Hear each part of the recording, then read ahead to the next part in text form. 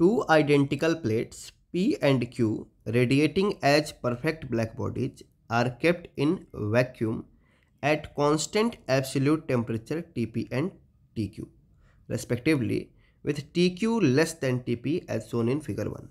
तो अपने पास दो प्लेट्स है यहाँ पे फिगर 1 में, एक P है और एक Q है। P का टेम्परेचर Tp पे मेंटेन किया गया है और Q का टेम्परेचर Tq पे कांस्टेंट मेंटेन किया गया है और जो P वाला है वो Q वाले से ज़्यादा है। आगे बताया गया द रेडिएटेड पावर ट्रांसफर्ड पर unit area from P to Q is W0। तो P से Q के तरफ जो नेट रेडिएटेड पावर जा रहा है वो कितना जा रहा है, W0 जा रहा है। अब ये W0 कैसे रहा होगा, तो P भी रेडिएट कर रहा होगा और Q भी रेडिएट कर रहा होगा। तो P रेडिएट कर रहा होगा मान लो WP इस तरफ, तो Q रेडिएट कर रहा होगा WQ इस तरफ, और ये जो W0 है इन दोनों का रिजल्टेंट है। तो हम एक इक्वेशन लिख सकते हैं कि WP minus WQ equals to W0। WP वाले को बड़ा लिया है क्योंकि ये वाली जो ब्लैक बॉडी है वो हायर टेम्परेचर पे है, तो वो ज़्यादा रेडिएट कर रहा होगा, ज़्यादा इमिट कर रहा होगा, तो WP बड़ा होगा WQ से, तो ये इक्वेशन बन जाएगा।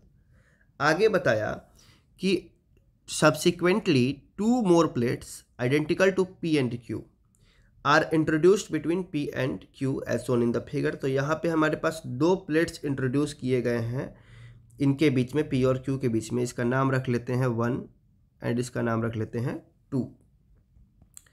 अब assume that heat transfer takes place only between adjacent plate, कि जो भी हीट रेडिएट हो रहा है वो बस एडजेसेंट प्लेट को ही मिल रहा है, उसके आगे वाले प्लेट्स को नहीं मिल रहा है।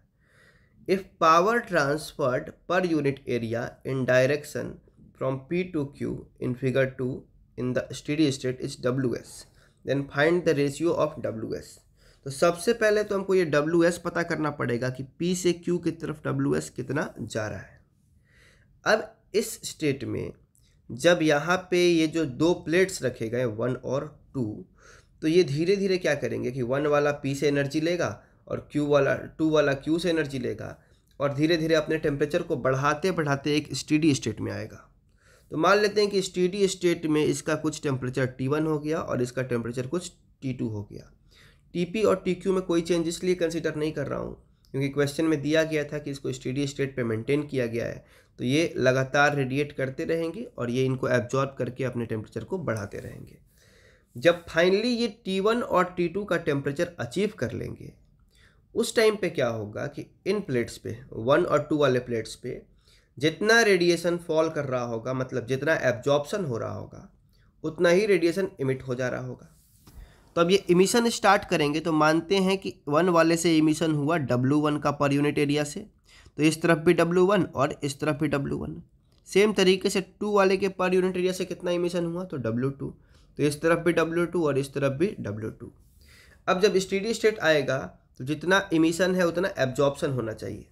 तो 1 पे एब्जॉर्प्शन कहाँ से होगा, तो यहाँ से WP वाले रेडिएशंस आकर के इस पे इंसिडेंट करेंगे, ये पूरा एब्जॉर्ब हो जाएगा क्योंकि ब्लैक बॉडी का बिहेवियर शो कर रहा है।